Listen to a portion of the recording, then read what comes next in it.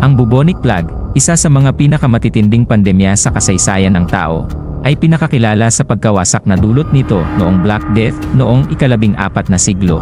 Ang mga unang naitalang kaso ng bubonic plague ay maaaring nagsimula pa noong ika-6 na siglo sa panahon ng Imperyong Byzantine sa tinatawag na salot ni Justinian na naganap noong 541 hanggang 542 AD. Ang maagang pagsiklab na ito, na tumama sa silangang Mediterranean at Europa, ay pinaniniwalaang pumatay ng milyon-milyong tao.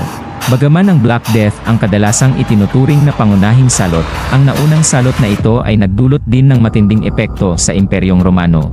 Ang bakterya na Yersinia pestis, na nagdudulot ng salot, ay kumakalat sa pamamagitan ng mga pulgas na sumasalakay sa mga daga.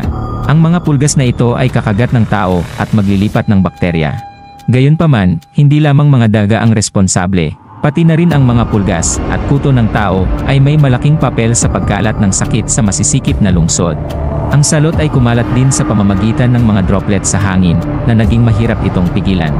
Bagaman ang pangalang bubonic plague ay karaniwang iniugnay sa pinakakaraniwang anyo ng sakit, kung saan ang mga biktima ay nagkakaroon ng masakit na pamamaga na tinatawag na bubos, ang salot ay mayroon ding ibang mga anyo. Ang pneumonic plague, na umaapekto sa baga, at septicemic plague, na sumasalakay sa dugo, ay madalas na mas nakakamatay dahil maaari itong maipasa ng direkta sa pagitan ng mga tao sa pamamagitan ng pag-ubo o sa pamamagitan ng daluyan ng dugo. Sa ilang kaso, ang mga biktima ay maaaring mamatay sa loob lamang ng ilang oras matapos magpakita ng mga sintomas.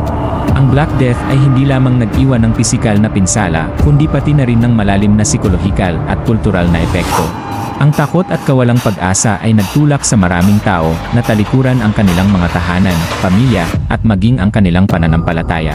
Ang ilan ay nakakita sa salot bilang parusa mula sa Diyos, habang ang iba ay bumaling sa mas desperadong hakbang, tulad ng mga flagellant movements, kung saan ang mga tao ay pampublikong pinalo ang kanilang mga sarili bilang pagbabayad sala. Ipinakita ng mga artist ng panahong iyon ang kamatayan sa iba't ibang anyo, tulad ng Dance of Death na sumisimbolo sa pagiging palagian ng kamatayan. Kasunod ng mga pagsiklab ng salot, partikular noong gitnang panahon, ang mga tao ay humanap ng mga mapagbubuntunan ng galit. Madalas na sinisisi ang mga Hudyo sa paglalason ng mga balon o pagpapalaganap ng sakit, na nagdulot ng malulupit na pogrom at pagpapatalsik sa buong Europa. Buong mga pamayanang Hudyo ang minasakar o pinalaya sa iba't ibang lugar, tulad ng sa Tuscany at Strasbourg. Ang papel ng mga marginalized na grupong ito sa pagkalat ng salot ay kalaunang napatunayang mali, ngunit ang mga ganitong gawin ng pagsisisi ay naging bahagi ng madilim na siklo ng takot at pag-uusig. Bagaman malawak na naitala ang kasaysayan ng salot sa Europa, nananatiling hindi gaanong naaaral ang papel ng China sa mga pandemya ng salot.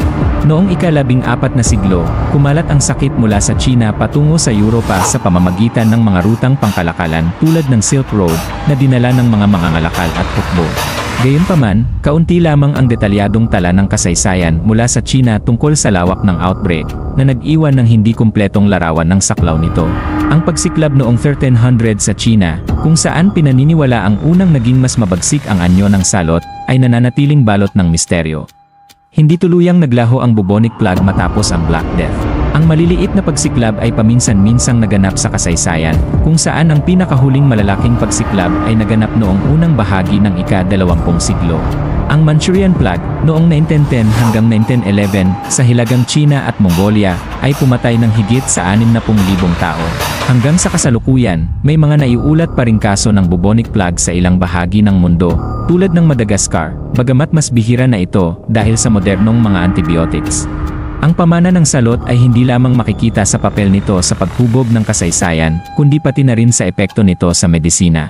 Ang nakakapangilabot na bilang ng mga namatay ay nagbigay daan sa pag-unlad ng mga pampublikong kalusugan, mga hakbang sa quarantine, at paunang pag-unawa sa epidemiology.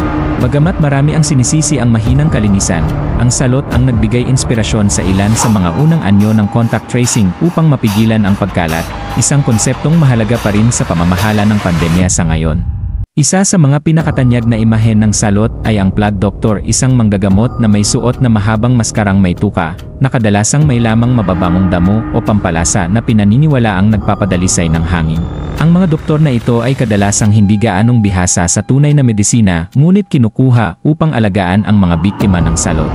Ang kakaibang anyo nila, na nagmula sa limitadong kaalaman tungkol sa impeksyon, ay naging simbolo ng magulong at desperadong pagsisikap na harapin ang sakit.